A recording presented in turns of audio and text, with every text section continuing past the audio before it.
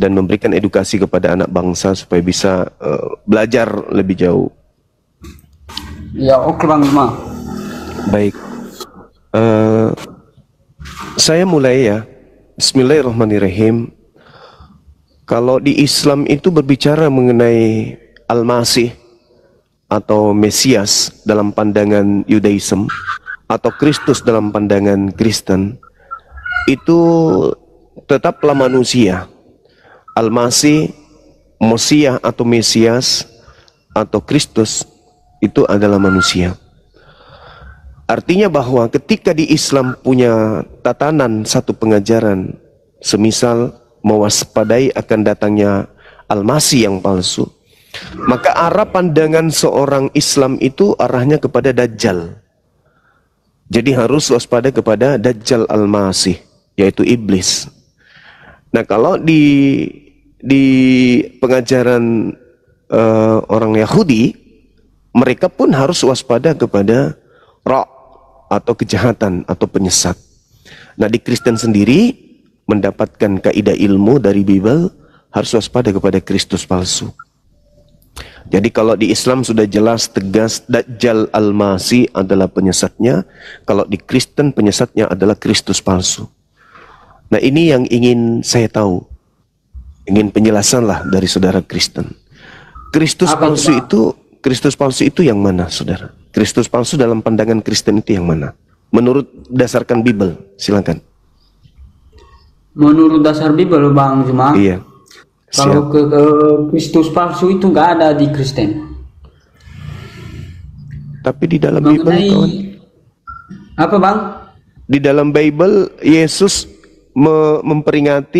memperingatkan murid-muridnya agar waspada kepada Kristus palsu. Berarti ada Kristus palsu. Misalnya di dalam Lukas 21 nomor 8. Waspadalah kepada penyesat yang datang kepadamu dengan memakai nama Yesus dan berkata, akulah dia. Saatnya sudah dekat, jangan kau mengikuti mereka. Jadi Yesus berpesan kepada Bani Israel, kepada orang Yahudi, agar waspada kepada Yesus palsu yang berkata, akulah dia. Itu perkataan orang-orang apa itu ya Bang? Orang-orang munafik yang berkata seperti itu, ajaran-ajaran Paulus. Maksudnya gimana abangku? Mungkin bisa dijelaskan lebih terinci lagi. Karena Yesus sendiri menasihatkan muridnya dalam Lukas 21 nomor 8 agar waspada kepada makhluk yang mengaku akulah Yesus.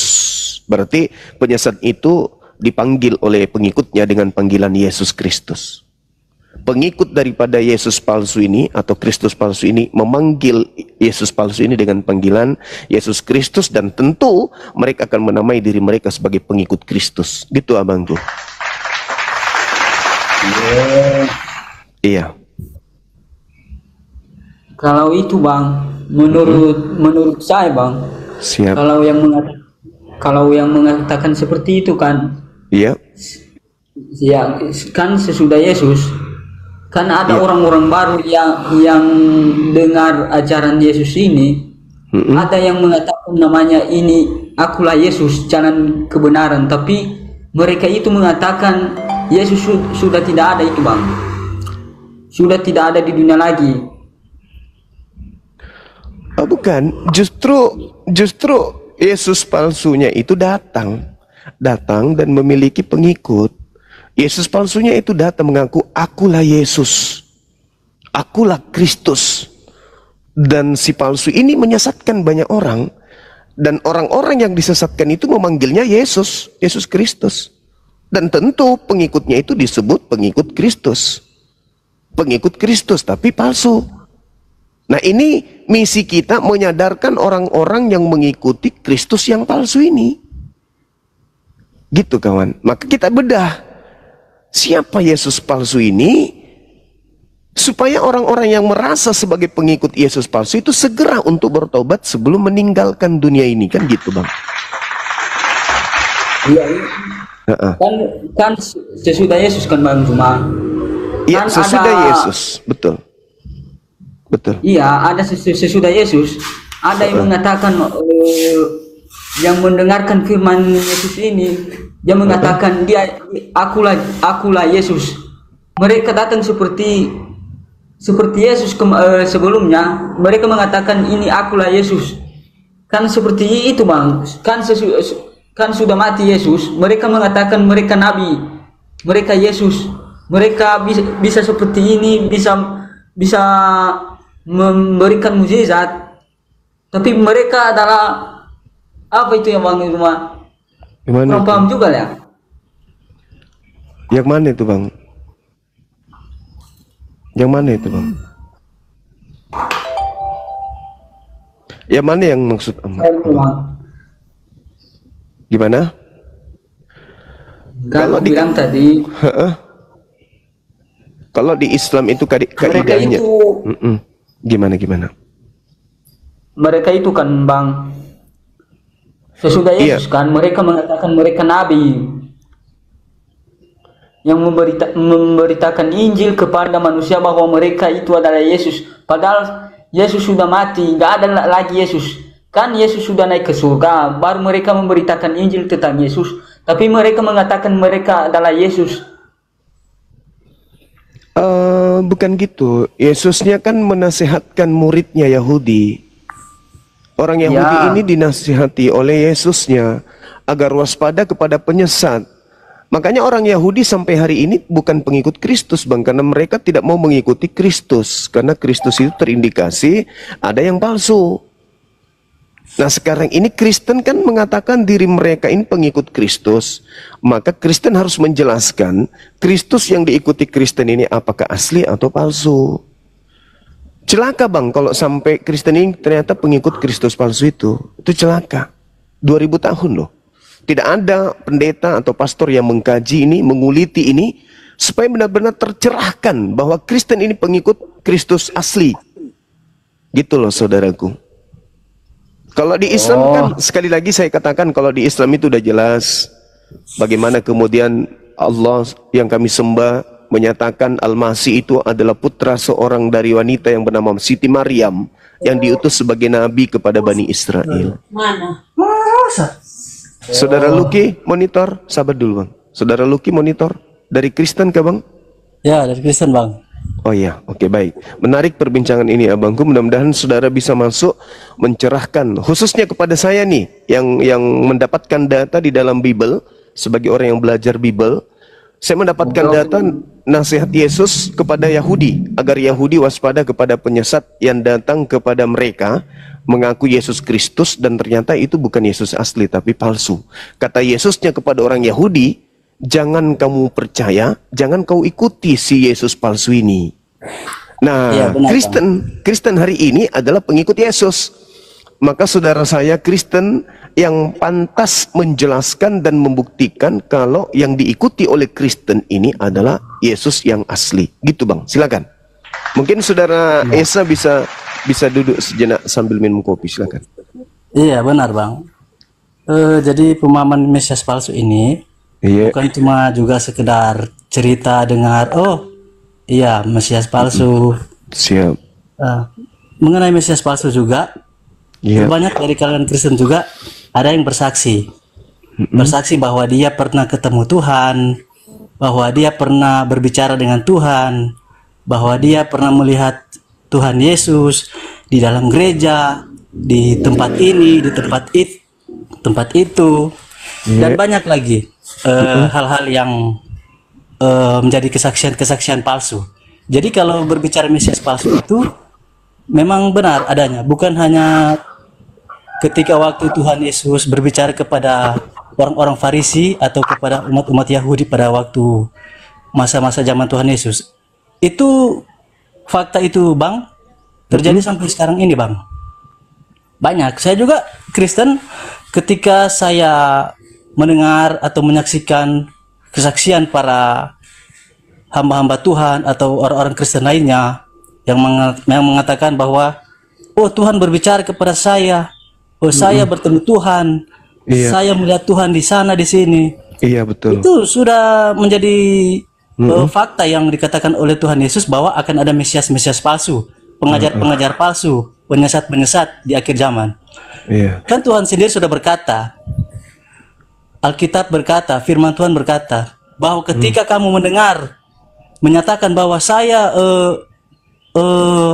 menampakkan diri di satu tempat atau di satu keadaan, itu bukan saya, karena Tuhan Yesus itu akan datang kedua kali ke dunia ini bukan dengan cara seperti itu.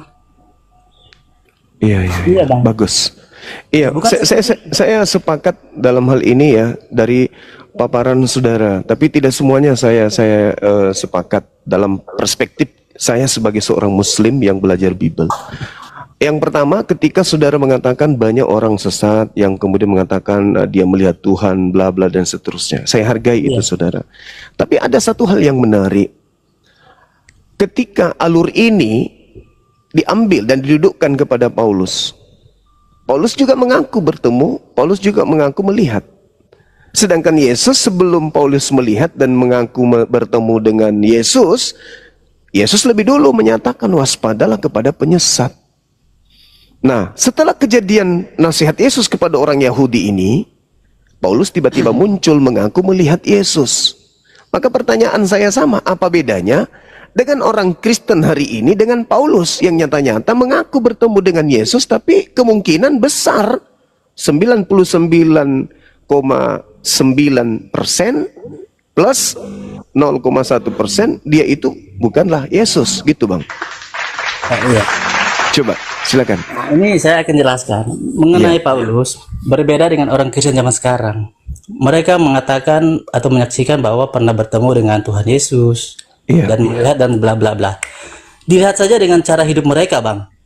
Kalau mereka benar-benar menjadi saksi bahwa pernah bertemu, berbicara dan pernah sebagainya mengenai Tuhan Yesus, dilihat aja dari cara hidup mereka. Karena kalau memang benar-benar seperti pada waktu itu Tuhan Yesus menampakkan diri kepada Paulus, lihat saja hidup Paulus. Berubah drastis, berubah total. Dari pembenci, penganiaya, bahkan pembunuh orang-orang yang percaya, orang-orang yang mengikuti Yesus. Tiba-tiba dia berubah total, menjadi orang yang sangat percaya. Orang yang benar-benar berubah, dari jahat menjadi baik. Dari seorang yang tidak percaya menjadi seorang yang percaya.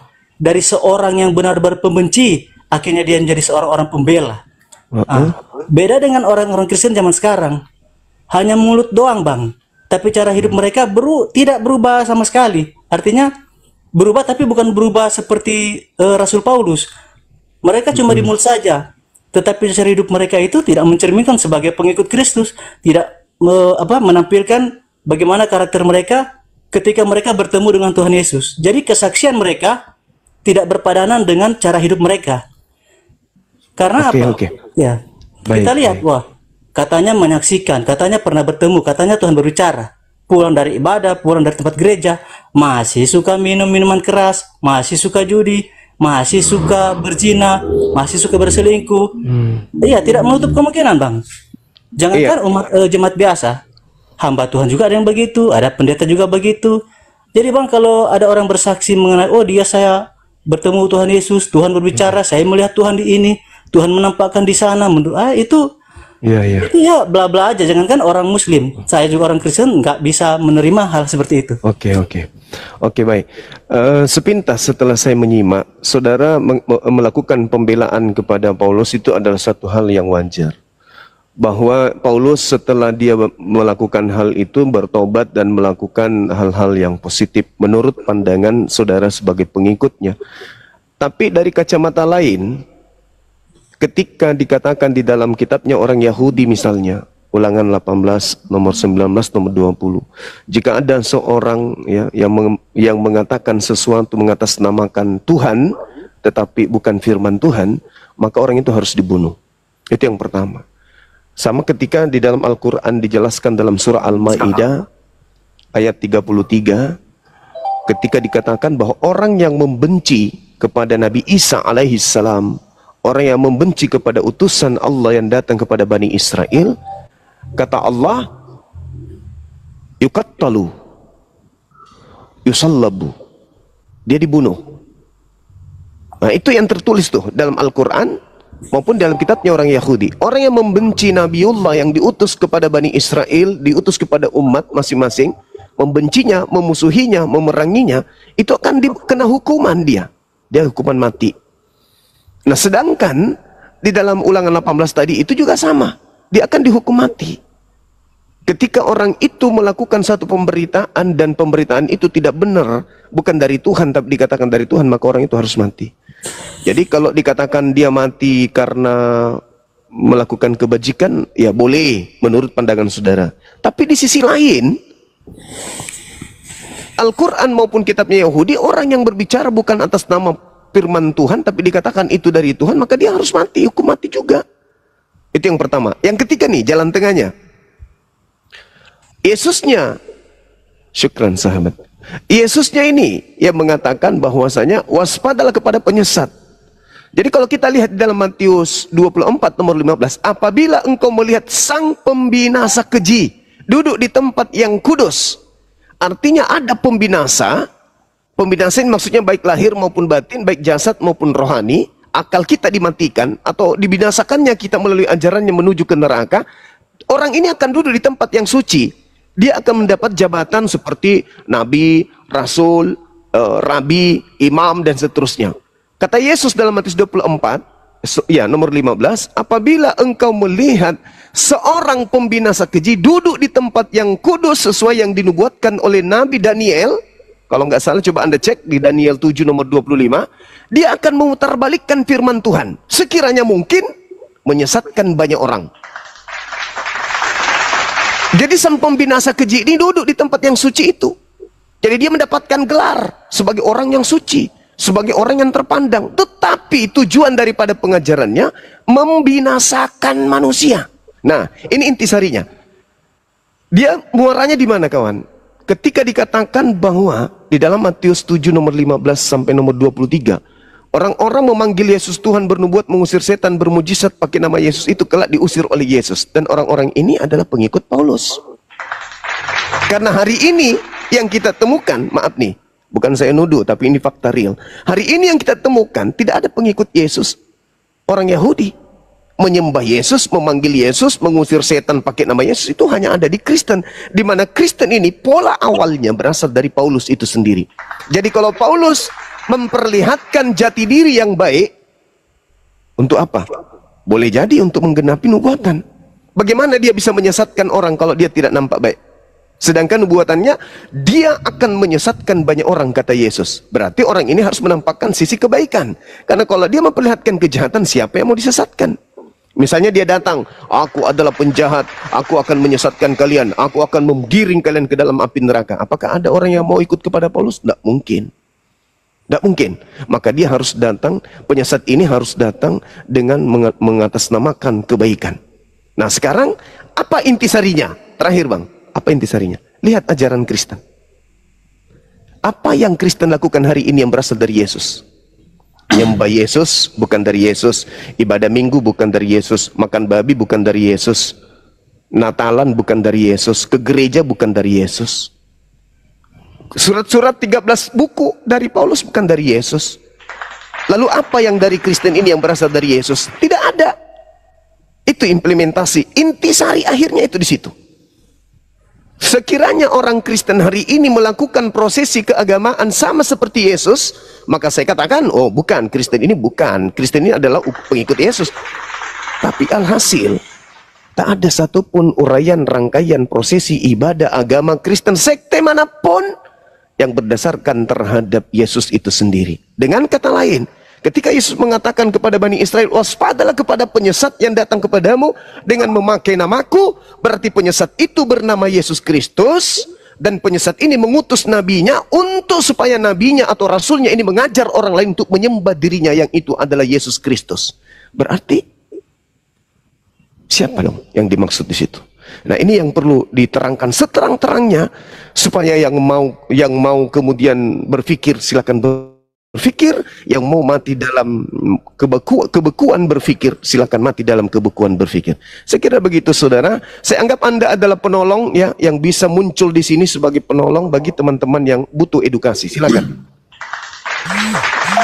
Ya baik bang. Terima kasih juga atas sedikit pencerahannya. Ini mengenai pertama ya, Bang Zuma kan mengenai Nabi Siap. Isa ya. Mantap. Awalnya sih pertama saya juga mengenai Nabi Isa ini awalnya pertama juga saya meyakini bahwa Nabi Isa itu adalah Yesus Kristus ya. Karena cuma hanya berbeda bahasa saja. Ya. Tetapi setelah seiring waktu berjalan saya belajar dan saya juga menelusuri cerita tentang Nabi Isa dengan Yesus Kristus, ternyata Bang beda Bang. Jadi mengenai Isa dan Yesus Kristus itu saya rasa tidak sama. Saya tidak tahu dengan pandangan umat Kristen yang lainnya ya. Mungkin buat mereka itu sama, tapi kalau buat saya secara pribadi saya rasa tidak sama. Karena menurut saya Yesus Kristus itu memang mati di atas kayu salib. Dan dia menebus dosa-dosa kita. Sampai selesai sudah kegenapan hukum Taurat di atas kayu salib. Sedangkan Nabi Isa kan tidak seperti itu. Dia hanya diserupakan ya. Begitu juga kemudian, kalau Yesus Kristus itu dia lahir di kandang domba, di kandang yang hina. Sedangkan Nabi Isa kan dia lahir di bawah pohon kurma. Jadi berbeda pandangan. Jadi untuk Nabi Isa mengenai ajaran dan bla bla bla semua yang Abang katakan tadi itu saya cukup simpati, tapi untuk meyakini saya rasa tidak. Karena mungkin kalau umat Kristen lainnya mungkin meyakini seperti itu, kalau saya tidak. Terus kedua, kalau Abang berkata si penyesat itu atau si pembunuh keji itu dia berada di tengah-tengah tempat yang suci. Dia berada di tempat-tempat mungkin orang kudus ya. Bang, mengenai itu saya tahu. Dan saya mempercayai hal seperti itu. Karena Tuhan Yesus saja sudah berkata. Dan itu memang sudah terjadi Bang. Di kehidupan kita sekarang ini. Ya. Dalam kehidupan kita sekarang ini, zaman sekarang ini, faktanya memang ada. Di tengah-tengah kehidupan kekristenan kita, orang-orang seperti itu ada. Jadi mengenai hal itu Bang, kita hanya menilai orang seperti itu atau penyesat-penyesat seperti itu, pembunuh-pembunuh keji dan sebagainya, yang mengaku-mengaku orang kudus, yang mengaku orang suci, bahkan sudah ada bersama-sama di tempat kudus itu Bang. Kita hanya bisa menilai mereka itu dari buahnya saja, seperti yang saya katakan tadi. Karakter mereka, kita bisa melihat aja. Sekalipun dia mengaku itu dia adalah utusan Tuhan, sekalipun dia itu... kalau dalam ajaran kami Bang, iblis itu bisa menyerupai malaikat terang Bang. Bayangkan, iblis itu bisa menyerupai malaikat terang. Jadi kalau berbicara hal seperti itu, Tuhan Yesus berkata kepada kita sebagai orang percaya, kita hanya bisa menilai mereka, melihat mereka dari buahnya. Nggak mungkin Bang, pohon mangga itu buahnya durian, ya kan? Itu, jadi kita bisa menilai dari buahnya aja Bang. Oke, baik. Ada dua hal. Yang pertama terkait dengan kesamaan Nabi Isa alaihissalam dengan Yesus Kristus. Saya melihat gini, maaf nih, karena kita sama-sama narasumber di sini kan ya. Tanpa moderator pun insya Allah bisa berjalan dengan baik. Iya Bang. Saya sebagai Muslim memandang begini. Nabi Isa itu adalah Nabi yang diutus oleh Allah kepada Bani Israel. Mengajar Bani Israel kembali kepada hukum yang Bani Israel buang, yaitu hukum Torah. Ketika Nabi Isa alaihissalam datang lahir tanpa ayah di tengah-tengah Bani Israel, Nabi Isa alaihissalam mengalami penolakan. Nabi Isa dituduh sebagai anak zina. Nabi Isa dituduh kemudian ibunya itu adalah pezina. Dan itu juga terjadi di dalam ajaran Yesus Kristus. Sekarang permasalahannya di sini tolak ukur. Apa tolak ukur itu? Standar kita untuk menilai sebuah keadaan. Ketika Yesus dikatakan sebagai anak zina dalam Yohanes 8 Yohanes 8:43. Yohanes 8 nomor 37 sampai kepada nomor 44 itu uraiannya Yesus disindir sebagai anak zina tuh. Nah, Al-Quran pun demikian. Bible mengindikasikan kuat adanya tuduhan orang Yahudi kepada Yesusnya. Nah sekarang, apa pembelaan Bible terhadap tuduhan tersebut terhadap Yesus Kristus? Bagaimana dengan Al-Quran dengan tuduhan itu? Di dalam Al-Quran ketika diceritakan oleh Allah kepada Nabi Muhammad sallallahu alaihi wasallam, waskur fil kitabil Maryam.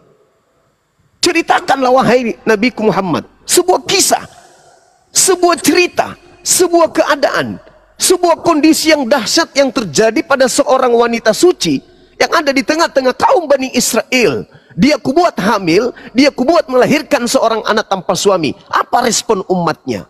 Dituduhnya sebagai orang yang melakukan persinahan. Apa yang terjadi kemudian? Sang bayi memiliki kemudian mukjizat mensucikan ibunya sejak dari bayi. Ini Abdullah ataniyal kitaba wa ja'alani nabiyan. Satu, seorang bayi memuliakan ibunya dan membela ibunya di tengah-tengah kaumnya yang menuduh kalau dia itu ibunya pesina dan dia adalah anak zina. Bandingkan dengan Bible, jangankan membela ibunya, Yesus memanggil ibunya panggilan ibu atau mami saja itu tidak pernah. Itu satu. Itu satu, Bang. Yang kedua, Al-Quran datang memuliakan sosok Nabi Isa alaihissalam. Sehingga umat Islam sebagai penganut Quran itu memuliakan oknum tersebut. Sedangkan kalau di Kristen, mereka hanya sibuk melantik Tuhan Yesus, Tuhan Yesus, Tuhan Yesus, Tuhan Yesus. Seakan-akan ada mata rantai yang terputus antara pembelaan saudara-saudara Kristen dalam jabaran iman terhadap keberadaan sosok manusia Yesus yang lahir tanpa ayah ini dengan keadaan Kristen hari ini. Yesus lahir sebagai manusia, tidak ada pembelaan Kristen, tidak ada pembelaan kitab sucinya orang Kristen terhadap keadaan itu. Dituduh pesina, apa pembelaan Bible? Tak ada. Dituduh sebagai anak haram, dituduh sebagai pelaku maksiat, dituduh sebagai tukang sihir, bahkan dituduh sebagai orang gila. Ada pembelaan Bible? Tak ada. Sedangkan Yesus mengatakan apa?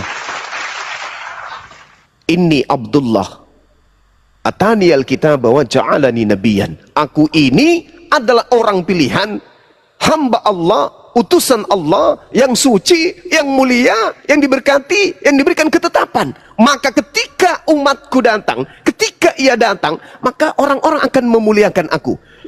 Saudara, Yohanes 16, Anda baca nomor 7 sampai nomor 15, yang kita temukan itu arahnya ke Islam, bukan ke Kristen. Ketika ia datang, roh kebenaran, dia akan memuliakan aku. Mana? Mana buktinya kalian memuliakan Yesus? Dituduh oleh kaumnya sebagai anak zina. Ada apa pembelaan saudara? Nggak ada sama sekali. Pembelaan Bible apa? Nggak ada sama sekali. Justru Al-Quran yang membelanya. Terkemuka di dunia dan di akhirat. Fit dunya wal akhirah. Itu Nabi Isa. Sedangkan Yesusnya di dalam kitab saudara, ingat, kitab saudara itu, saudaraku, bukan kitabnya Yesus, tetapi buku yang menceritakan tentang Yesus. Sama seperti Al-Quran. Al-Quran bukan bukunya Isa, tetapi Al-Quran menceritakan tentang Isa. Nah, di dalam kitab saudara, ketika ia datang roh kebenaran itu, dia akan memuliakan aku. Al-Quran memuliakan dia. Bible menghinakan dia. Satu-satunya manusia yang menanggung seluruh dosa kemaksiatan manusia di atas muka bumi itu dilimpahkan kepada Yesus. Berarti Yesus adalah manusia yang paling kotor, paling najis, paling banyak dosa. Bahkan dikatakan terang-terangan sebagai manusia yang mati dengan jalan kutuk di atas tiang salib. Apakah itu memuliakan? Tidak. Maka yang ingin saya sampaikan di sini adalah pandangan Anda mengatakan bahwasanya Yesus dan Isa itu tidak sama. Itu sudah betul. Saya apresiasi tentang itu. Kenapa? Karena Nabi Isa adalah manusia suci. Dia terkemuka di dunia di akhirat. Seorang jalan kebenaran dan hidup untuk Bani Israel. Sedangkan Kristen mengikuti Yesus Kristus yang adalah makhluk yang dikutuk oleh Tuhan yang keluar dari kubur. Dua oknum yang berbeda. Cuman permasalahannya sekarang ini, Al-Quran mengatakan yang datang sebagai penyesat itu adalah Dajjal Al-Masih, penyesat atau iblis. Sedangkan di Bible yang datang setelahnya adalah Yesus Kristus palsu. Terakhir, ketika Anda berbicara mengenai buah, dari buahnya kau mengenal dia. Kembali kepada ajaran Yesus, kembali kepada Nabi Isa alaihissalam. Wa isqalallahu ya Isa bin Maryam anta qulta linnas takhizuni. Wahai Nabi Isa, aku Tuhanmu, bertanya kepadamu, apakah engkau yang mengajarkan manusia-manusia ini menyembah dirimu selain daripada aku, menjadikan dirimu Tuhan selain daripada aku, sampai kau disetarakan, dihakikatkan denganku? Apa kata Nabi Isa? Qala subhanaka ma yakunu li an aqula ma laysa li bihaqq. Maha suci Engkau ya Allah. Aku tidak pernah mengatakan sesuatu yang bukan hakku untuk aku katakan, untuk aku sampaikan. Dan itu Yesus sampaikan juga. Yohanes 12 nomor 49. Aku tidak berkata-kata dari diriku sendiri. Apa yang kukatakan adalah apa yang diperintahkan. Nah sekarang, adakah Yesus diperintahkan untuk menjadikan seluruh manusia ini menjadi penyembahnya? Tidak ada. Lalu yang kalian Kristen sembah itu siapa? Yesus siapa yang kalian sembah ini? Makanya ketika berbicara mengenai dari buahnya kau bisa mengenal dia, coba habis ini giliran saudara, tolong baca supaya teman-teman kita di sini teredukasi. Bacakan kita Matius 7 nomor 15 sampai nomor 23. Di situ jelas sekali, saya simpulkan, di situ jelas sekali. Tanda-tanda daripada buah dari penyesat, memanggil Yesus Tuhan, bernubuat pakai nama Yesus, mengusir setan pakai nama Yesus, dan bernubuat pakai nama Yesus juga. Itu adalah buah dari nabi palsu, pengajar palsu, penyesat itu, pembinasa keji itu. Tapi kalau saudara saya, sekali lagi Anda adalah penolong yang naik di komal saya, menolong teman-teman supaya bisa paham bahwa ternyata yang dimaksud dengan buah dari nabi palsu, pengajar palsu, penyesat, mesias palsu itu tidaklah Kristen, tetapi ada kelompok lain. Nah, silakan Anda bantu teman-teman untuk memahami itu, silakan. Ya, baik Bang. Tapi sebelumnya saya mau katakan bahwa di sini mengenai pembelaan ya. Abang kan tadi berkata bahwa tidak ada di dalam Alkitab atau tidak ada satupun kaumnya yang mengatakan untuk membelanya atau tertulis dalam Alkitab untuk membela Yesus Kristus. Untuk pembelaan Bang, di dalam Alkitab memang tidak tertulis, dan bahkan untuk kaumnya pun kami sebagai orang yang percaya yang mengikuti Yesus Kristus, kami tidak perlu membela dia. Iya. Terus di Alkitab memang tidak perlu tertulis untuk membela dia. Dan satu kaum manapun yang percaya dan ikuti Yesus sebagai Tuhan tidak perlu membelanya. Karena berbicara di sini Tuhan. Atau bagi saya secara pribadi meyakini dia bukan hanya sekedar manusia biasa ya, manusia suci atau seperti yang diceritakan orang utusan atau nabi. Karena menurut kitab suci, bahkan kesaksian Yesus Kristus sendiri bahwa dia adalah firman Allah. Yang dia ajarkan kepada kita itu bukan untuk membela dirinya, bukan untuk membela siapa yang menghina dia, untuk siapa yang menfitnah dia, mengejek dia. Dia tidak mengajarkan kita untuk situ Bang. Karena buat Yesus itu sendiri bahwa dia tidak perlu merasa bahwa dia harus dibela. Iya. Yang dia menuntut kita itu adalah melakukan ajaran Bapa di sorga. Karena dia datang ke dunia ini, dia sebagai firman Allah, dia datang dengan tujuan dia adalah menyampaikan, menerangkan, menjadi cermin, menjadi teladan bagaimana gambaran Allah atau Bapa itu sendiri. Karena kita manusia yang menjadi utama tujuannya datang ke dunia itu menyelamatkan kita dari dosa, bukan untuk membela dia. Karena apa Bang? Dia itu sudah datang dari surga. Dia itu penguasa. Dia itu anak Allah, anak Bapa. Dia itu raja. Karena apa saya bilang anak Allah? Kenapa saya bilang dia itu raja? Karena apa saya bilang dia itu penguasa? Karena segala kuasa di bumi dan di surga itu sudah diberikan Bapa kepada dia. Lah pantas pasti ada orang yang berkata begini, lah kalau segala kekuasaan dan kerajaan diberikan kepada Yesus Kristus, lah Bapa akan mempunyai kuasa apa lagi? Ya kan, nggak ada lagi kuasa. Lah Bapa fungsinya apa kalau segala kuasa? Ini segala kuasa Bang. Kalau Yesus jadi Tuhan, lalu Bapa siapa? Bang, dalam firman Tuhan, dalam Yohanes, saya rasa Abang juga sudah mengerti tentang tentang pelajaran tentang semua ajaran-ajaran isi Bible ya, ajaran firman Tuhan. Karena dari Abang juga berbicara tadi, saya tahu Abang orangnya sudah pasti mempelajari kitab suci kan ya. Nah, jadi gini Bang, dalam kitab Yohanes itu Dia menyatakan bahwa dia dan Bapa adalah satu. Jadi kalau ada orang yang berkata bahwa, lah, lalu Bapaknya bagaimana? Anaknya bagaimana? Ini begini-begini. Jadi Bang, kalau berbicara segala kuasa, seperti tadi kan Abang bilang, Nabi Isa itu, dia adalah jalan yang lurus, dia adalah yang tertinggi di bumi dan di akhirat. Begitu juga Tuhan Yesus. Dia berkata dalam kitab Yohanes, aku adalah jalan, kebenaran, dan hidup. Nah, tidak ada seorang pun yang akan datang kepada Bapa kalau tidak melalui aku. Itu perkataan Yesus. Dan dia mengatakan bahwa dia dan Bapa adalah satu. Jadi kalau orang berkata, lah, kalau kamu menyembah Yesus, bagaimana dengan Bapa? Kalau kamu menyembah Bapa, bagaimana dengan Yesus? Lalu Roh Kudus bagaimana? Kalau saya secara pribadi, Bang, karena di Alkitab tidak ada di Alkitab tidak ada ayat yang melarang bahwa kita tidak boleh menyembah Roh Kudus, kita tidak boleh menyembah Yesus, kita tidak boleh menyembah Bapa. Di dalam Alkitab hanya mengajarkan tentang kasih. Jadi tentang bagaimana kita melakukan kehendak Bapa. Jadi kalau berbicara kita mau menyembah Tuhan itu, saya mau menyembah Tuhan Yesus ke, saya menyembah Bapa Allah ke, saya menyembah Roh Kudus ke, buat saya tidak masalah. Sekalipun orang berkata berarti Tuhannya orang Kristen 3 dong. Di Alkitab tidak tertulis, di Alkitab tidak tertulis bahwa Tuhannya orang Kristen itu ada 3. Tidak, Bang. Satu pribadi saja kita yakini, kita percaya. Itu kan Yesus berkata bahwa tidak ada seorang pun yang datang kepada Bapa kalau tidak melalui aku.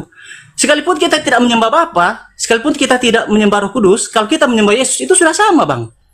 Kalaupun kita tidak tidak meyakini bahwa berarti kamu tidak percaya Bapa itu Tuhan atau Roh Kudus itu Tuhan, tidak, Bang. Karena berbicara 3 dalam 1 itu artinya satu keyakinan, kepercayaan iman. Ya, Bang ya. Mungkin saya akan berbicara itu, tapi mungkin makan banyak waktu juga sih. Terus kedua mengenai tidak ada satupun yang membela dia ya, menurut Bang Suma tadi mengenai kaumnya. Kami tidak perlu membela dia, Bang. Karena dia tidak mengajar kami untuk membalas, untuk siapapun yang menghinakan Tuhan yang kami percayai atau agama yang kami yakini, kami peluk.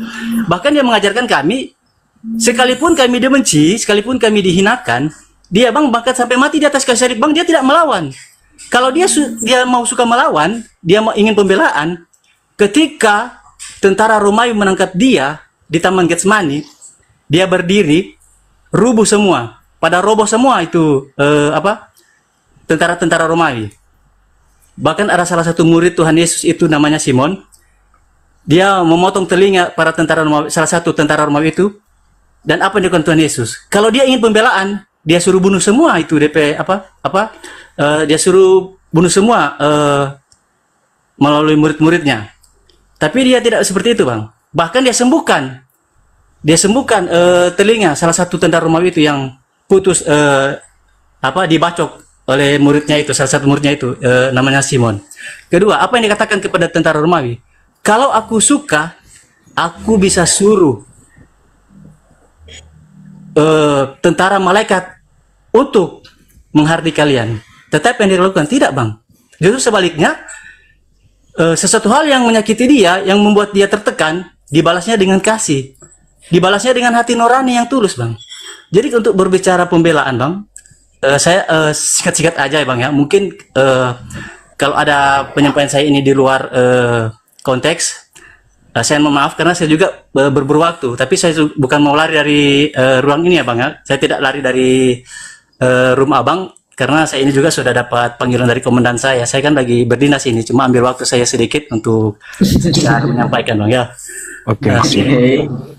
Oke, boleh dengarkan saya terakhir untuk sebelum Anda turun?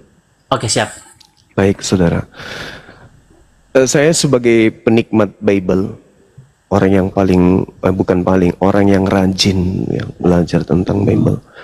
Jadi saya memilah dan saya kemudian menyusun ya strata pemikiran dan juga ruang lingkup dalam kerangka mempelajari Bible itu.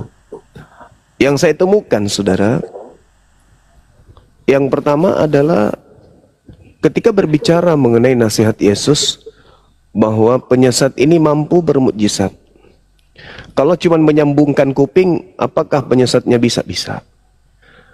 Tadi ada kutipan dari lisan saudara mengatakan iblis pun bisa nyamar sebagai malaikat terang. Jadi kalau iblis menyamar mengaku Yesus Kristus, itu sudah menggenapi nubuatan Yesus. Waspadalah kepada penyesat yang datang kepadaku dengan memakai nama Yesus Kristus. Jadi yang saya temukan dari sepanjang Anda berbicara di sesi terakhir ini, Anda sedang mempromosikan iblis yang mengaku sebagai Yesus. Maafkan saya nih, maafkan saya. Ini saya sebagai kacamata seorang muslim yang belajar bimbel. Yesus berkata, waspadalah kepada iblis yang datang kepadamu dengan memakai nama Yesus Kristus. Itu satu. Dia akan menyesatkan banyak orang. Dua, dia akan melakukan banyak mukjizat. Tiga, kekuatan, kedahsyatan yang luar biasa. Empat, dan menyesatkan banyak orang. Lima, bahkan menyesatkan orang-orang pilihan juga. Itu di dalam Bible diterangkan secara terinci di dalam Matius 24 nomor 3, nomor 4, nomor 5, nomor 6 sampai dengan nomor 31. Izinkan saya untuk mengatakan itu. Jadi kalau Anda mengangkat Yesus, Anda sedang mempromosikan iblis yang datang dengan memakai nama Yesus. Boleh, silakan. Makanya saya katakan, saudara-saudara Kristen naik ke sini itu sebagai penolong kepada orang-orang yang mau berpikir, baik Islam maupun Kristen.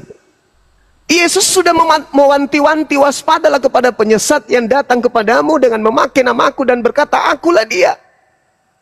Berarti iblis itu mengaku akulah Yesus dong.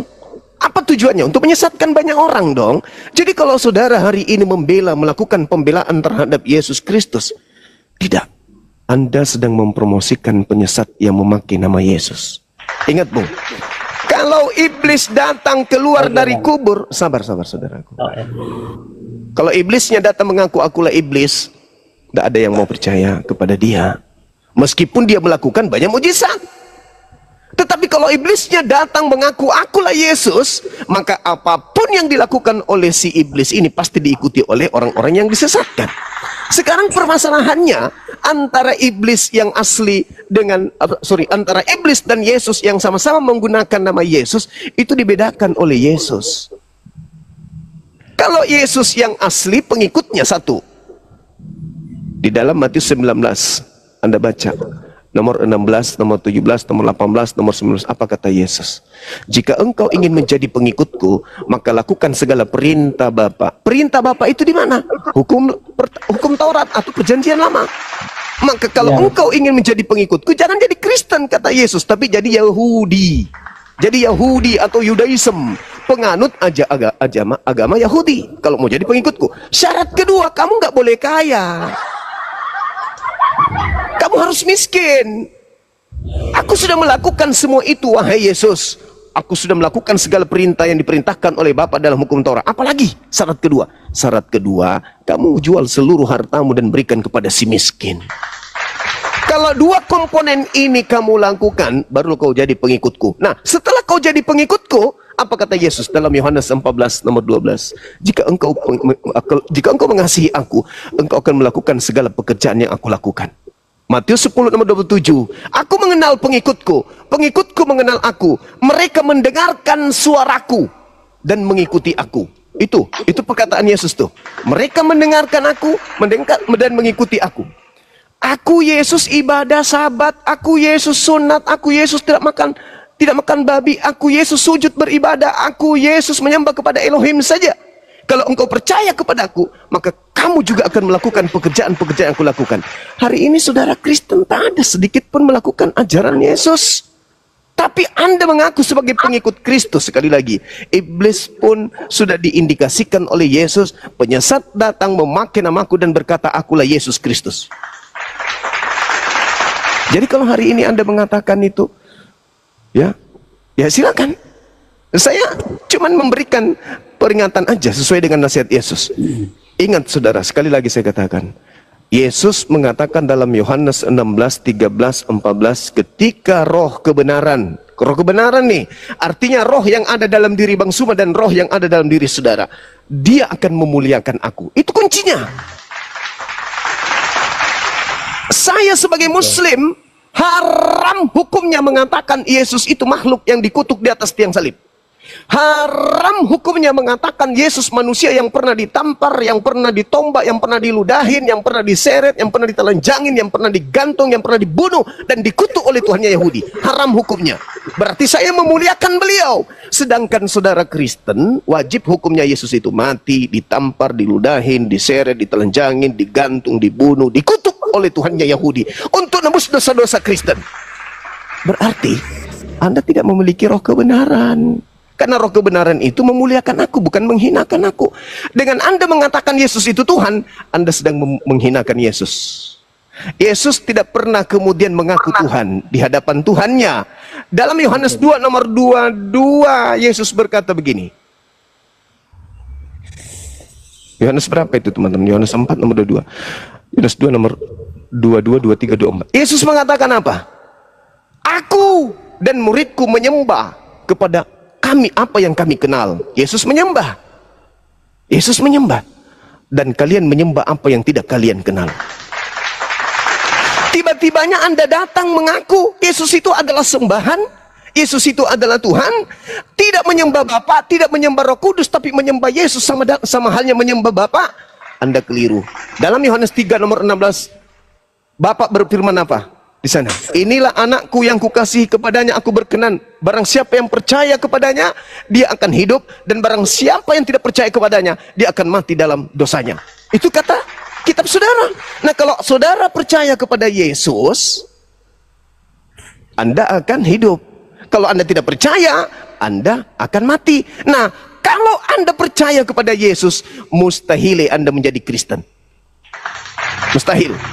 Mustahil Anda jadi Kristen kalau Anda percaya kepada Yesus. Tapi Anda percaya kepada penyesat yang ngaku-ngaku Yesus, makanya Anda menjadi Kristen.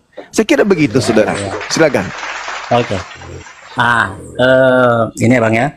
Iya. Juga mau turun, tapi bukan kabur Bang ya. Nanti kalau saya hargai. Iya, kita memang harus kerja. Abang mau live lagi, tolong naikkan saya lagi Bang ya. Baik, saya saudara. Baik. Lagi Bang. Ini cuma karena juga waktu saya juga mau dinas Bang ya. Saya paham. Siap. Cuma ada 1-2 hal saja yang ingin saya tanyakan pada abang, tapi tidak lama. Silakan. Kalau ada live lagi saya naik lagi Bang ya. Silakan saudaraku, silakan. Bang Suma berkata bahwa Yesus itu adalah iblis yang menyerupai seperti Yesus. Iya. Bang, di mana dalilnya tuh Bang? Baik. Terus pertama, kedua Bang ya. Tadi kan abang bertanya saya tentang mengapa Alkitab tidak ada di Alkitab yang membela tentang Yesus Kristus, padahal dia dihinakan dan diejek dan sebagainya, difitnah dan apa sebagainya. Begitu pula mengenai kaumnya ya Bang ya. Nah, tadi saya sudah jawab. Jadi kembali lagi ke masalah itu Bang. Saya bilang kan menurut kami tidak perlu untuk membela dia karena dia kan Tuhan. Yang ada sebaliknya. Ketika kami dalam masalah, kami dihina, dia mengajarkan kami untuk melakukan dengan kebaikan. Dia mengajarkan kami untuk membalaskan kejahatan ya. Yang ada sebaliknya, kamilah yang dibela dia. Dialah membela kaumnya, yaitu kami. Kami tidak perlu membela dia. Saudara, terus kedua ketika roh kebenaran itu datang, kata Yesus, dia akan memuliakan aku. Kenapa Anda tidak muliakan dia? Itu loh. Kalau yang ada dalam diri saudara itu adalah kebenaran, maka sibuk Anda akan memuliakan dia. Tapi faktanya Anda menghinakan dia dengan menuhankan dia, itu menghinakan dia.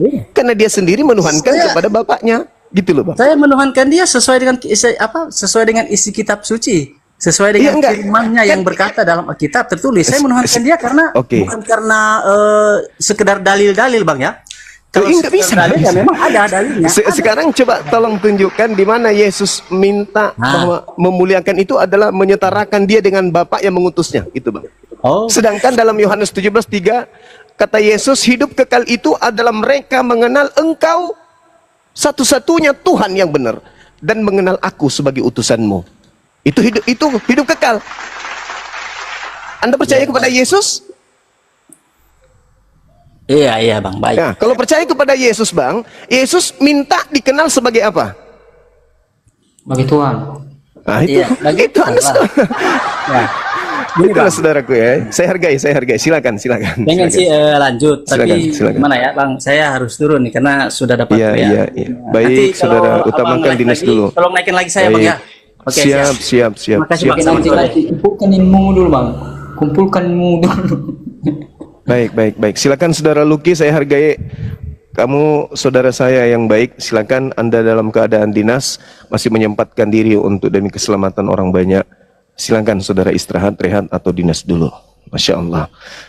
Kita naikkan lagi ya saudara. Mana tahu masih ada saudara kita dari Kristen lain yang ingin memberikan edukasi supaya lebih tercerahkan lagi semua apa yang harus terjadi antara Islam Kristen dalam menapaki hidup keberagamaan dalam bingkai persatuan sebagai bangsa, sebagai rakyat, ya, dan persaudaraan. Betul sekali.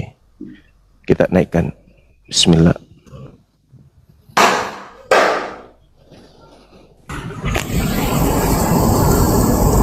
Teman-teman di YouTube juga terima kasih banyak.